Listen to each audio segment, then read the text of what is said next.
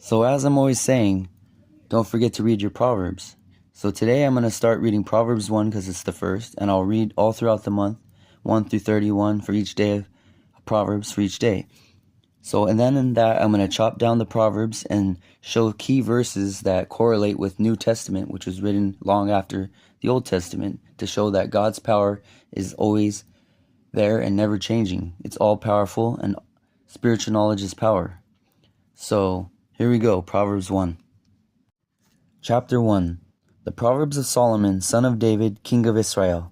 To know wisdom and instruction, to understand words of insight, to receive instruction in wise dealing, in righteousness, justice, and equality, to give prudence to the simple, knowledge and discretion to the youth.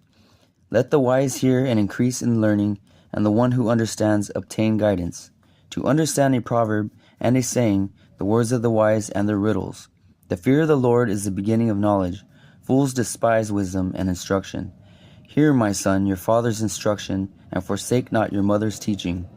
For they are a grateful garland for your head and the pendants for your neck. My son, if sinners entice you, do not consent. If they say, come with us, let us lie in wait for blood. Let us ambush the innocent without reason. Like Sheol, let us swallow them alive and whole, like those who go down to the pit.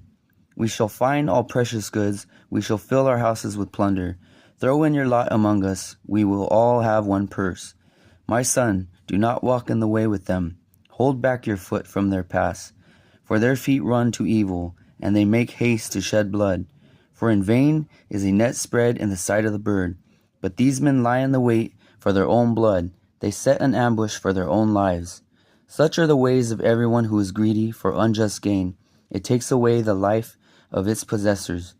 Wisdom cries aloud in the street. In the market she raises her voice.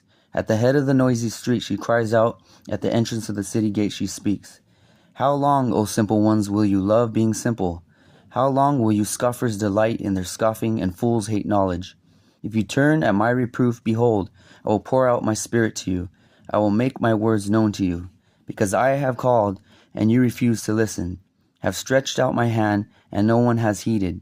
Because you have ignored all my counsel, and would have none of my reproof. I also will laugh at your calamity. I will mock when terror strikes you. When terror strikes you like a storm, and your calamity comes like a whirlwind, when distress and anguish come upon you. Then they will call upon me, but I will not answer. They will seek me diligently, but will not find me, because they hated knowledge, and did not choose to fear the Lord, would have not none of my counsel, and despised all my reproof. Therefore they shall eat the fruit of their way, and have their fill of their own devices. For the simple are killed by their turning away, and the contemplacy of their fool destroys them. But whoever listens to me will dwell secure, and will be at ease without dread of disaster.